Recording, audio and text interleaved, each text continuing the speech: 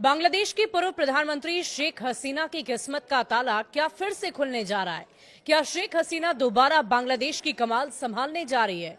सुनकर आप चौंकिए मत, क्योंकि ये दावा बांग्लादेशी छात्रों की नवगठित एनसीपी कर रही है। और एनसीपी का यह आरोप है कि देश की सेना हसीना को फिर पीएम बनाने की फिराक में लगी हुई है। बांग्लादेश की सेना क्या शेख हसीना को फिर से प्रधानमंत्री बनाने की जुगत कर रही है? क्या सेना बांग्लादेश में मोहम्मद यूनुस का तख्ता पलट करने वाली है? ये दावा बांग्लादेश के उन्हीं छात्रों की ओर से किया जा रहा है जिन्होंने अगस्त 2024 में शेख हसीना को प्रधानमंत्री पद से अपदस्थ कर दिया था। और छात्रों की इसी आंदोलन के चलते शेख हसीना को अपने देश को छोड़ना पड़ गया था। मगर क्या बांग्लादेश ने बाजी फिर से पलटने की कोशिश की है? क्या वाकई मोहम्मद यूनुस की सरकार का तख्ता पलट होने वाला है? बांग्लादेश में तख्ता पलट का आरोप लगाकर छात्रों के नवगठित राजनीतिक दल एनसीपी ने खलबली मचाकर रख दी है। छात्रों के इन आरोपों से बांग्लादेश से लेकर आसपास के देशों में भी हलचल काफी तेज है।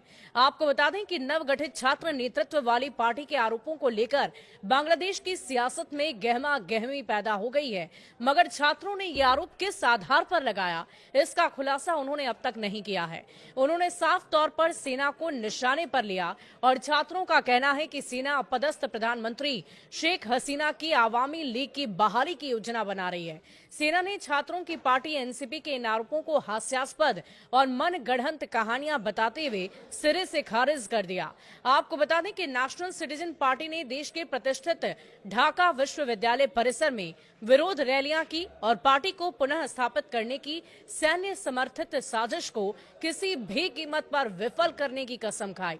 स्वीडन स्थित बांग्लादेश केंद्रित समाचार चैनल को जारी एक बयान में सैन्य मुख्यालय ने कहा कि ये एक राजनीतिक हथकंडे के अलावा और कुछ भी नहीं था। सेना ने इन दावों को हास्यास्पद और मनगढ़ंत कहानी भी बताया।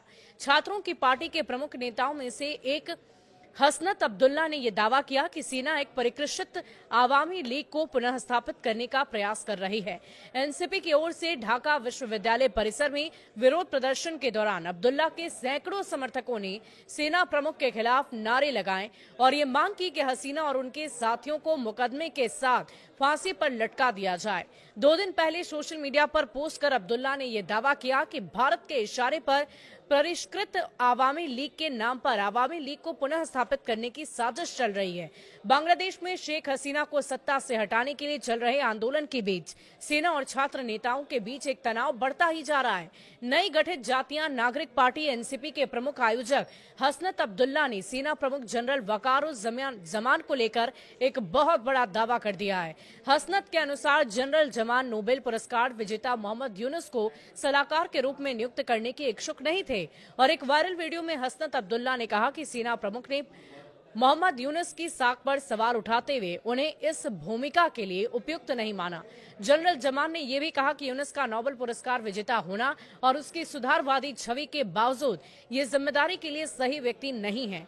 सेना प्रमुख ने देशों की बागडोर सही हाथों में सौंपने की जरूरत पर जोर दिया और लेफ्टिनेंट जनरल मोहम्मद फैजुर रहमान और सेना प्रमुख जनरल वकारुज्जमान के बीच मतभेदों ने भी स्थिति को काफी जटिल बना दिया है। फैजुर रहमान के नेतृत्व में जमान के विरोधी जनरलों ने उन्हें पद से हटाने के प्रयास भी किए, लेकिन वो असफल रहे। जनरल जमान को भारत समर्थक और संतुष्टि वाले नेतृत्व के रूप में देखा जा रहा है, जिसके कारण सेना के पेशेवर रैंक उनके समर्थन में खड़े हैं। आपको बता दें कि बांग्लादेश की सेना के अंदर 2 गुट बने हुए हैं। एक गुट जमाते इस्लामी जैसे संगठनों का समर्थन करती है, तो दूसरा आवामी लीग के साथ जुड़ा हुआ है। और इन गुटों के बीच उभरे तनाव से सेना के अंदर मतभेदों को और भी गहरा दिया है, जिससे स्थिति अब अस्थिर हो गई है। शुक्रिया।